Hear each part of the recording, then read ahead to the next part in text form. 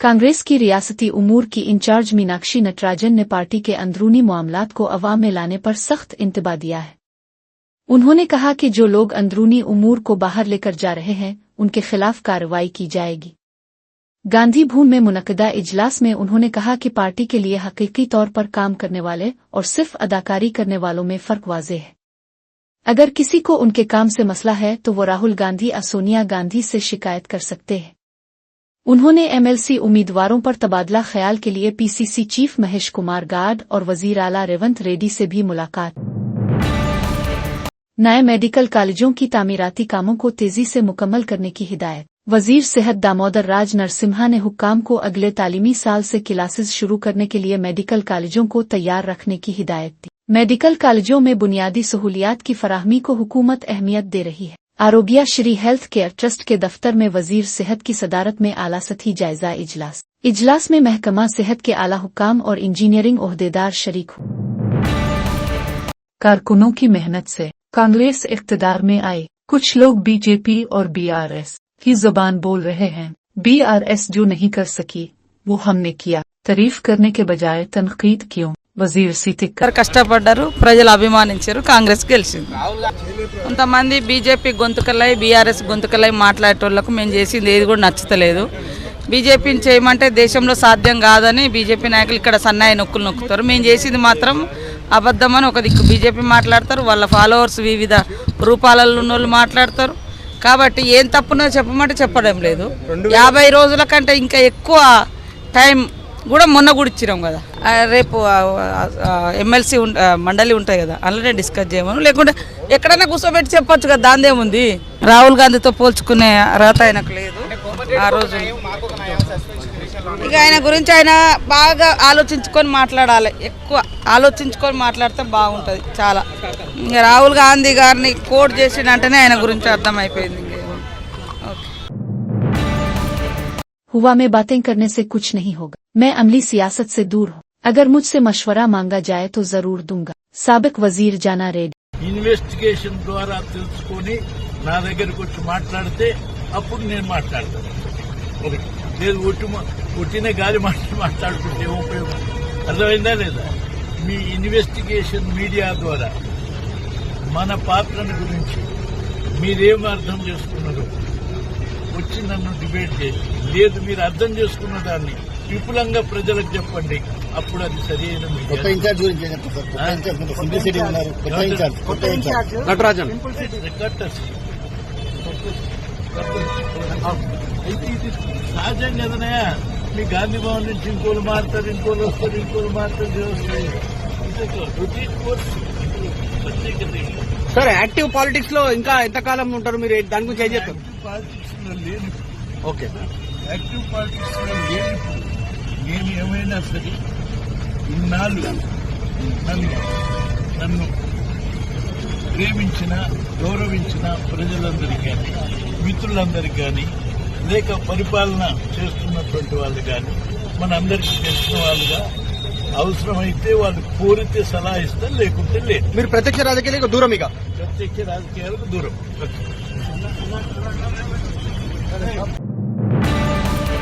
रेवंत रेड्डी बिलवासिता तौर पर बीजेपी की हिमायत करते हुए कांग्रेस को कमजोर कर रहे हैं। 3 मार मल्ला। तेलंगाना के वजीर आला और कांग्रेस लीडर रेवंत रेड्डी पर इल्जाम है कि वो अपनी ही पार्टी के खिलाफ काम कर रहे हैं और बिलवासिता तौर पर बीजेपी की हिमायत करते हुए कांग्रेस को कमजोर कर रहे हैं। ये इल्जाम सीनियर सहाफी और सियासी तज्जियाकार 3 मार मल्ला ने लगाया है। मल्ला ने हालिया सियासी हालात पर तबसरा करते हुए कहा कि कांग्रेस महबूबनगर और मलकाजगिरी दोनों पार्लिमानी नशिस्तें हार गई, जिनमें एक रेवंत रेड्डी का आबाई जिला है और दूसरी उनकी मौजूदा नशिस्त थी। उन्होंने दावा किया कि ये शिकस्तें दानिस्ता सिर्फ 1 साल की हुकूमत के अंदर ही कांग्रेस हुकूमत के खिलाफ इतनी ज्यादा नाराजगी क्यों पैदा हो गई। रेवंत रेड्डी को इस पर खुद का मुहासबा करना चाहिए। మీ సొంత మహబూబ్ నగర్ జిల్లాలోనే మీ అభ్యర్థి ఓడిపోయిండు। మీరు సిట్టింగ్ ఎంపీగా ఉన్న మల్కాజ్గిరిలో ఒక సీట్ రాలే। ఇవాళ మీరు కరెక్ట్ గా పనిచేసినంటే 6 నెలల పాటు కరెక్ట్ గా కాంగ్రెస్ పార్టీ విధానాల కోసం పనిచేసినంటే ఆ 8 సీట్లు కూడా కాంగ్రెస్ పార్టీకి వస్తే ఇలా నరేంద్ర మోడీ ప్రభుత్వమే లేదు కేంద్రంలో। పరోక్షంగా మీరు సహకరించుకుంటా ఇవాళ కాంగ్రెస్ పార్టీని ఖతం చేసేటువంటి ఉద్దేశంతో మీరు ముందుకు పోతా ఉన్నారు. మీరు పొండి మీ విధానాలు కూడా అర్థమవుతా ఉన్నాయి. నిన్నగాక మొన్న కాంగ్రెస్ పార్టీ ఎమ్మెల్సీ అభ్యర్థి నరేందర్ రెడ్డి గారు ఆయన ఎన్నికల ప్రచారానికి పోయి ఈయన గెలిచినా గెలవకపోయినా ఒకటే అని చెప్పి, ఈయన గెలిచినా గెలవకపోయినా ఒకటే అని చెప్పే, మరి నరేంద్ర మోడీ గారు బొమ్మ పెట్టుకున్నటువంటి బీజేపీ అభ్యర్థి ఆడ గెలుస్తా ఉన్నాడు. ఇంకో టీచర్ ఎమ్మెల్సీ ఎన్నికల్లో భారతీయ జనతా పార్టీ ఒక బీసీ బిడ్డకు టికెట్ ఇచ్చి ఫస్ట్ ప్రియారిటీలో టీచర్ ఎమ్మెల్సీ గెలిచి ఆ ఇంపాక్ట్ తోటి పట్టభద్రుల ఎమ్మెల్సీ ఎన్నికలు కూడా గెలుస్తా ఉంది. మీరు జిల్లాలు మొత్తం ఈ మెదకు, ఆదిలాబాద్, నిజామాబాద్, కరీంనగర్ పిట్ట తిరిగి నడుదిరిగి ఎమ్మెల్సీ ఎన్నికలు ఏంది ఫలితం? ఇవాళ ఎందుకు తారుమారైతా ఉంది? ఇవాళ ఏడాది లోపలనే కాంగ్రెస్ పార్టీ పైన, ప్రభుత్వం పైన ఇంత వ్యతిరేకత ఎందుకు వస్తా ఉంది? ఆత్మ పరిశీలన చేసుకోవాలి కదా ఇది. चंद्राबाबू नायडू ने कलेश्वरम प्रोजेक्ट की मुखालफत की, मगर अब इनकार कर रहे हैं Harish Rao. BRS party leaders Harish Rao ने तेलुगुदेशम पार्टी के सरबराह चंद्राबाबू नायडू पर कलेश्वरम प्रोजेक्ट के हवाले से दोहली पॉलिसी अपनाने का इल्जाम लगाया है। हाल ही में चंद्राबाबू नायडू ने दावा किया कि उन्होंने कलेश्वरम प्रोजेक्ट को रोकने की कोई कोशिश नहीं की, लेकिन हकीकत इसके बरक्स नजर आती है। 2018 में नायडू ने मरकजी हुकूमत को एक खत लिखकर कलेश्वरम प्रोजेक्ट की मुखालफत की थी। हरीश राव ने कहा, चंद्राबाबू नायडू ने अपने खत में अफसोस का इजहार करते हुए मरकजी हुकूमत से मुतालबा किया था कि कलेश्वरम को दी गई तमाम इजाजतों को फौरी तौर पर मनसूख किया जाए और इस प्रोजेक्ट पर काम को फौरन रोका जाए। तेलंगाना हुकूमत के मुताबिक कलेश्वरम प्रोजेक्ट रियासत के लिए एक अहम आबी मंसूबा है और उसकी मुखालफत करना तेलंगाना के अवाम के मुफादात के खिलाफ है। हरीश राव ने चंद्राबाबू नायडू से सवाल किया कि अगर वो वाकई इस मंसूबे के मुखालिफ नहीं थे तो फिर 2018 में उन्होंने मरकजी हुकूमत को ऐसा खत ఇవాళ చంద్రబాబు నాయుడు గారు మాట్లాడుతూ నేను కాళేశ్వరం ప్రాజెక్టును ఆపే ప్రయత్నం చేయలేదు అని నిన్న మాట్లాడినరు. కాళేశ్వరం ప్రాజెక్టునట ఆయన గారు ఆపే ప్రయత్నం చేయలేదు. సరే, నిన్న మంచి మాట మాట్లాడిండు. ఏమని? మంచి పని చేశారు, కాళేశ్వరం కట్టి అన్నాడు. అట్లీస్ట్ ఒక నిజాన్ని నన్ను ఒప్పుకున్నారు. కానీ నేను ఆధారాలు చూపించదలుచుకున్నా. అద్దాలున్నాయి. కాళేశ్వరం ప్రాజెక్టును ఆపలేదు అని వారు మాట్లాడుతున్నారు. ఇక నేను లెటర్ కూడా చూపిస్తా. 13/6/2018 13/6/2018 నాడు అప్పుడు చంద్రబాబు నాయుడు గారే ఆంధ్రప్రదేశ్ ముఖ్యమంత్రి. ఆంధ్రప్రదేశ్ ముఖ్యమంత్రిగా చంద్రబాబు నాయుడు కేంద్ర ప్రభుత్వానికి కాళేశ్వరంను వ్యతిరేకిస్తూ రాసిన లేఖ, ఏం రాసినో కూడా చివరి లైన్ చదివి వినిపిస్తా. ఈ లేఖ కూడా మీడియాకు నేను విడుదల చేస్తున్నా. ఈ లేఖలో ఏమంటారంటే ఆయన, it has come to my notice through the news item published in Hindu daily dated 7/6/2018, technical panel of CWC clears Kaleshwaram that the Kaleshwaram lift irrigation project in Telangana state got the clearances by TAC. అంటే హిందూ పేపర్లో నేను చదివి నా ప్రకారంగా తెలంగాణ రాష్ట్రానికి మీరు అన్ని అనుమతులు, కాళేశ్వరం ప్రాజెక్టుకు అనుమతులు ఇచ్చారనే విషయం నా దృష్టికి వచ్చింది అని చెప్తూ పారాగ్రాఫ్ 17 ఈ లెటర్లో ఏమంటారు? The state of Andhra Pradesh express it's regret over the manner in which the process of clearing the said project was conducted in a non transparent manner that is ప్రిజుడిషియల్ in the interest of the lower riparian state dependent and flows from the upper state of Telangana. In view of the above, it is requested that the clearances of TAC for the said Kaleshwaram project of Telangana may please be reviewed, as in case the Kaleshwaram project requires to be approved by the Apex Council. Meanwhile, the state of Telangana is directed not to proceed with further execution of Kaleshwaram project until provisions of the AP Reorganization Act are complied with. ఇందులో చాలా స్పష్టంగా రాశారు. ఏమంటారు? మీరు కాళేశ్వరం ప్రాజెక్టుకు అనుమతులు ఇవ్వడం పట్ల మా తీవ్రమైన విచారాన్ని వ్యక్తం చేస్తున్నాము. ఒకటి. రెండోది ఏమంటున్నారు ఇందులో, మీరు కాళేశ్వరం ప్రాజెక్టు ఇచ్చినటువంటి అన్ని అనుమతులను వెంటనే నిలిపివేయాలని, ఈ అనుమతులను నిలిపివేసి తెలంగాణ ప్రభుత్వాన్ని ఆదేశించి కాళేశ్వరం ప్రాజెక్టు పనులు ఆపివేయాలి అని చెప్పి, ఇది ఆంధ్రప్రదేశ్ ప్రభుత్వం చంద్రబాబు నాయుడు గారు ముఖ్యమంత్రిగా ఉన్నప్పుడు కాళేశ్వరం ప్రాజెక్టు మీద రాసినటువంటి లేఖ. కానీ ఆయన గారు నిన్న ఏమన్నారు, కాళేశ్వరం నేను ఎప్పుడూ అడ్డుకోలేదు అని మాట్లాడారు. అంటే ఏంది, దీని పేరు మీద బంకచెర్ల గోదావరి ప్రాజెక్టు మీద 200 టీఎంసీలు తీసుకుపోదామని చూస్తున్నారు. तेलंगाना ने कालेश्वरम मंसूबा तामीर करके अच्छा काम किया। आंध्र प्रदेश के वजीर आला चंद्राबाबू नायडू ने गोदावरी बैंकचरुला मंसूबा लेने के फैसले का दिफा किया। उन्होंने कहा, मैंने कहा था कि गोदावरी का पानी बैंकचरला तक ले जाऊंगा। मैं वो पानी ले रहा हूं जो समंदर में जा रहा है। एक पार्टी सियासत के लिए कुछ कर रही है तो दूसरी भी महज पीछे न रहने के लिए कदम उठा रही है। हम तेलुगु अवाम के लिए काम कर रहे हैं। दोनों रियासतें मेरे लिए बराबर है। अब वो हुकूक की बात कैसे कर सकते हैं? मैंने कभी कालेश्वरम की मुखालफत नहीं की बल्कि इसकी हिमायत की। अब गोदावरी पर मंसूबे बनाए। 1000 टीएमसी पानी समंदर में जा रहा है। हम वो पानी ले रहे हैं जो समंदर में जा रहा है ताकि खुश्क साली से मुतासिरा इलाकों को सैराब किया जा सके। अगर पानी राजामंड्री को पार कर जाए तो वो सीधा समंदर में चला जाए। తెలంగాణలో ఉండేవాళ్ళకు కూడా విజ్ఞప్తి చేస్తున్నా, నేను గోదావరి నీళ్లు బనకచెర్లకు తీసుకుపోతానని చెప్పాను. పోలవరం టు బనకచెర్ల. ఎక్కడి నీళ్ళు ఇవి? సముద్రంలోకి పోయే నీళ్లు. సముద్రంలోకి పోయే నీళ్లు నేను తీసుకుపోతానంటే దాన్ని కొంతమంది ఒక పార్టీ రాజకీయం చేస్తే వాళ్ళు చేశారు కాబట్టి మేము చేయకపోతే వెనకబడిపోతామని ఇంకొకరు మాట్లాడే పరిస్థితికి వచ్చారు. ఇది మంచిది కాదు. నేను ఎప్పుడో ఒకటే చెప్తున్నాను, తెలుగుదేశం పార్టీ మొదటి నుంచి కూడా తెలుగు జాతి కోసం పెట్టిన పార్టీ. ఒక యుగ పురుషుడు ఎన్టీ రామారావు గారు పెట్టిన పార్టీ ఇది. ఆ రోజు ఈ రోజు తెలుగు జాతి కోసం పనిచేస్తున్నాం. నేను ఆ మాటే చెప్పాను. విభజన రోజును కూడా మీరు గుర్తుపెట్టుకోవాలి.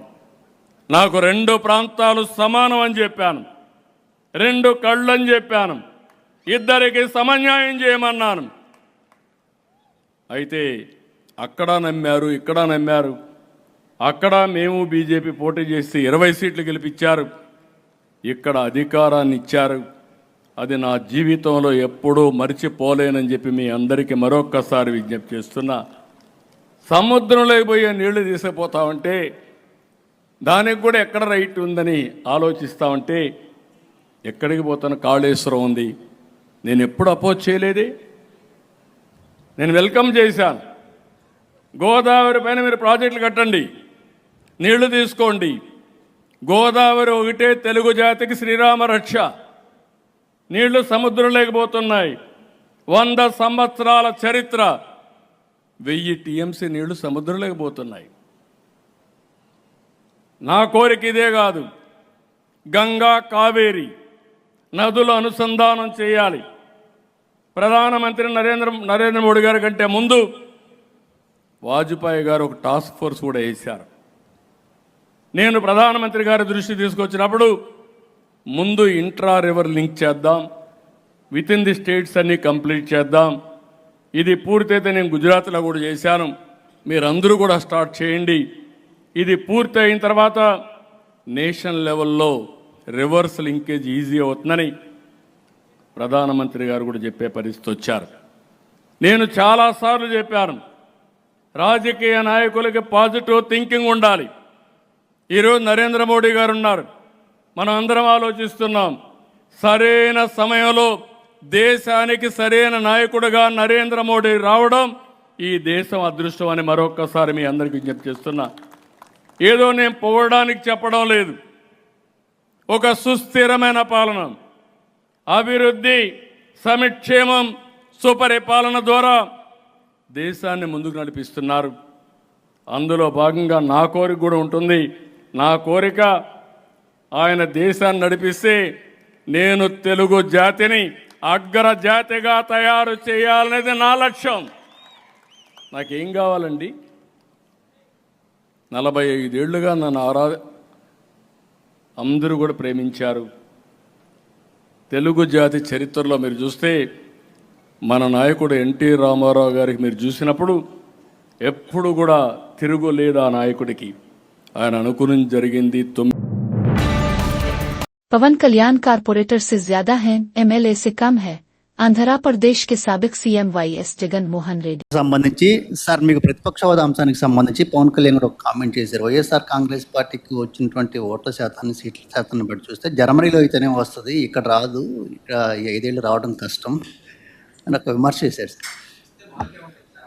ఆ మనిషి కార్పొరేటర్కి ఎక్కువ, ఎమ్మెల్యేకి తక్కువ. జీవితకాలంలో ఇప్పుడు ఎమ్మెల్యే ఒకసారి అయినాడు.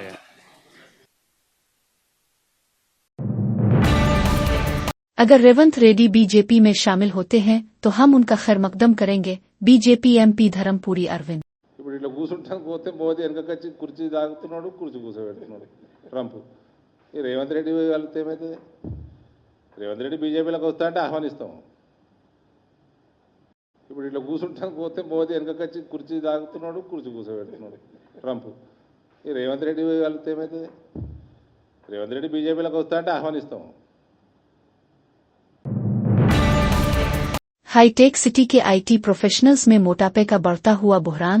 डॉक्टर नागेश्वर रेड्डी हैदराबाद के हाईटेक सिटी इलाके में आईटी प्रोफेशनल्स के दरमियान मोटापा और वजन से मुताल्लिक मसाइल तेजी से बढ़ रहे हैं. एआईजी अस्पताल के मरूफ गैस्ट्रोएंटरविलोजिस्ट डॉक्टर नागेश्वर रेड्डी के मुताबिक इस इलाके में तकरीबन 80% आईटी वर्कर्स ओवरवेट, वजन ज्यादा है. ये मसला सिर्फ हैदराबाद तक महदूद नहीं है बल्कि पूरे मुल्क में भी तशवीशनाक हद तक बढ़ रहा है. अदाद-ओ-शुमार के मुताबिक भारत की 60% आबादी ओवरवेट है और उनमें से 30% लोग मोटापे ओबेसिटी का शिकार हैं, जो इजाफी जिस्मानी चर्बी की वजह से कई संगीन बीमारियों जैसे ज़ियाबीतस, दिल के अमराज और जिगर की खराबी का खतरा बढ़ा रहा है. माहिरीन का कहना है कि इस बढ़ते हुए सेहत के बुहरान की बुनियादी वजूहात में बैठे रहने का तर्ज जिंदगी, तवील काम के औकात, गैर मुतवाजिन खुराक और वर्जिश की कमी शामिल है. डॉक्टर नागेश्वर रेड्डी ने इस मसले पर फौरी तवज्जो देने, तर्ज जिंदगी में मुस्बत तब्दीलियां लाने और हिफाजती इक़दामात इख्तियार करने की जरूरत पर जोर. What is surprising is everybody used to think that India and obesity is not a problem, USA problem, UK, but statistics have shown that about 60% of Indian population is overweight, 60%. 30% are starting to become obese. And this is a very high statistics. In fact, our group just did a small study with the IT workers here around the high-tech city. 80% were overweight, 80%, which is very significant. So people are not taking this very seriously. It's very important to take it seriously because I think a lot of diseases can be prevented, and I think it's a lot of savings can be done on health costs. So it becomes also a national problem and program. So in this context, obesity becomes very important, and I think it's starting from childhood itself. In fact, we did a survey in schools in Hyderabad. Even in government schools, it's about 40% have non-alcoholic fatty liver disease children, and again obesity is quite frequent. So taking all this into consideration, Telangana board of entry-date के इम्तिहानात का आज से हुआ आगाज. 1532 exam centres पर 9,96,000 से जायद तलबा ने की शिरकत. तेलंगाना में board of intermediate exams centres पर 5 मिनट की देरी पर छठा तलबा का एग्जाम.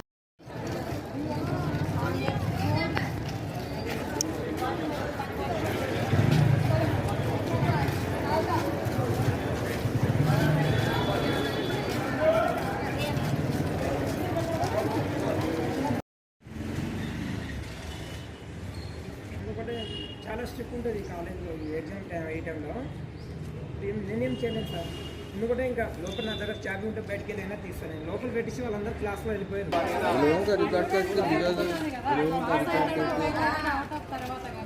కాలేజ్ వాళ్ళు గల్తీ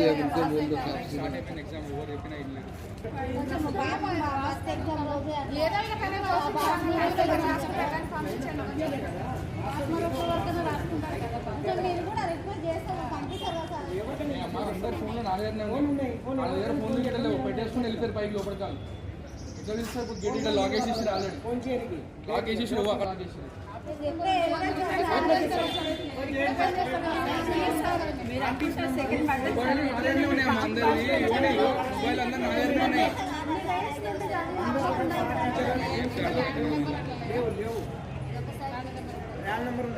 ఇంతమంది పేరెంట్స్ వచ్చి రిక్వెస్ట్ చేస్తున్నారు కదా సార్, ప్లీజ్ దయచేసి ఎట్లైనా పాపను పంపించండి. బాబు 1 year లైఫ్ వేస్ట్ అవుతుంది. అందులో దూరం మళ్ళీ దూరంకి వెళ్ళి వచ్చింది కదా సార్. సార్ మళ్ళీ ఉంటుంటే కూడా లేట్ అవుతుంది సార్, అర్థం చేసుకోండి. పంపించండి సార్ ప్లీజ్. మీ బాధ మీకు ఉంది, ఇప్పుడు పంపిస్తే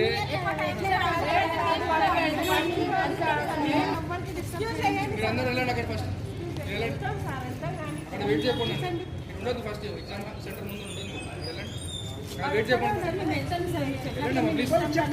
వెళ్ళండి మీరు వెళ్ళండి.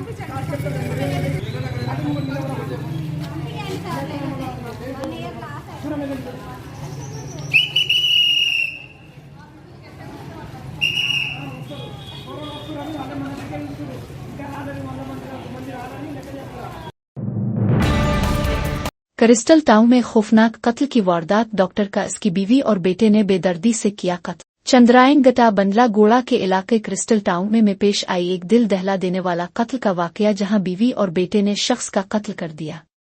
मकतूल की शनाख्त डॉक्टर मसीह अल्दीन के तौर पर हुई है, जो पेशे से एक वेटरनरी डॉक्टर थे। इत्तलात के मुताबिक उन्हें बेरहमी से कत्ल किया गया, उनके हाथ और पांव बांध कर गला काट दिया गया। पुलिस की इब्तिदाई तहकीकात के मुताबिक इस संगीन वारदात में मकतूल की बीवी शबाना और उसके बेटे समीर का हाथ होने का इंकिशाफ हुआ है। ताहम कत्ल के असल मुहर्रिकात ताहाल मालूम नहीं हो सके। बंडला गोड़ा पुलिस ने मुकदमा दर्ज करके मजीद तहकीकात का आगाज कर दिया है। मजीद तफसीलात का इंतजार। हैदराबाद नाम्पली पटेल नगर में मैकेनिक शॉप में आतिशज़दगी। नाम्पली पटेल नगर में एक मैकेनिक शॉप में शॉर्ट सर्किट के बाइस आग लग गई, जो बेगम बाजार पुलिस स्टेशन की हुदूद में वाक़ है। आग जो डीजल और पेट्रोल के इस्तेमाल से शुरू हुई थी, फौरन फैल गई क्योंकि शॉप में आतिशगीर मवाद मौजूद था। वाक़ये से मकामी आबादी में खौफ व हरास फैल गया क्योंकि शॉप रिहायशी इलाकों के दरमियान वाक़ थी। फायर ब्रिगेड की टीम मौके पर पहुंचकर आग पर काबू पाने में कामयाब हो गई और एक बड़े हादसे को टाल दिया।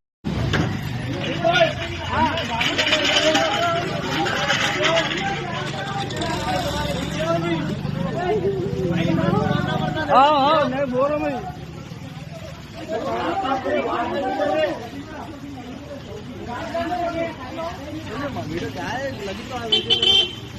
आगे लगा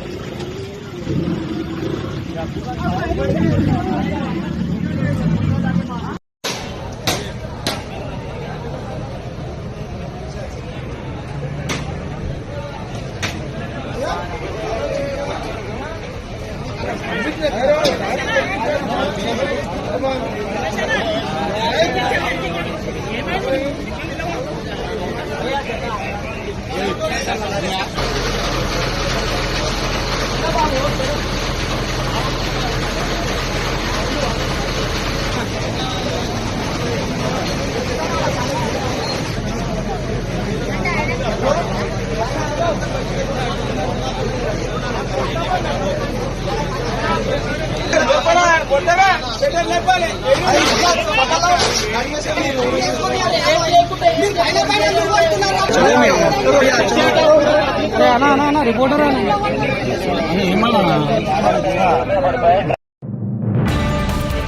हैदराबाद शम्स आबाद इंटरनेशनल एयरपोर्ट पर आज एक अफसोसनाक वाकया पेश आया, जब दोहा से बांग्लादेश जाने वाले तैयारे ने इमरजेंसी लैंडिंग की। तैयारे में सवार खातून मुसाफिर को दिल का दौरा पड़ा, जिसके बाइस तैयारा को फौरन शम्स आबाद एयरपोर्ट पर इमरजेंसी लैंडिंग करनी पड़ी।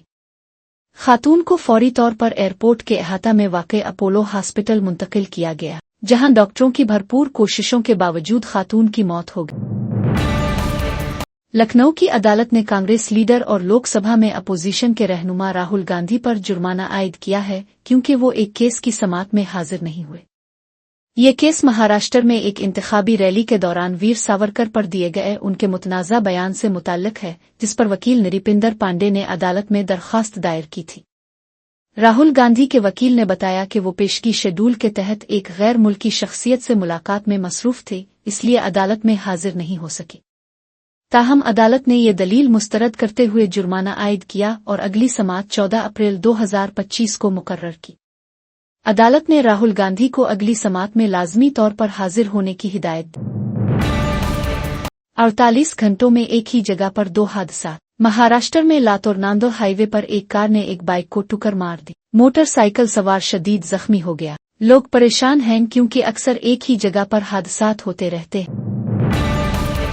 2 किलो सोने की स्मगलिंग के इल्जाम में गिरफ्तार किया गया, जिसकी मालियत तकरीबन 12.56 करोड़ रुपए है। वो दुबई से सोना अपनी जैकेट और बेल्ट में छुपा कर ले आई थीं और एयरपोर्ट के कांस्टेबल बसोराजू की मदद से सिक्योरिटी को धोखा देने की कोशिश की। ताहम पहले से मिली इत्तला पर DRI हुक्काम ने उन्हें रंगे हाथों पकड़ लिया। उन्हें कस्टम्स एक्ट 1962 के तहत गिरफ्तार करके 14 दिन की अदालती तहवील में भेज दिया गया। अब उनके दुबई के सफर और दीगर मामलात की तहकीकात जारी है, जबकि उनके शौहर से भी पूछगुछ का इम्कान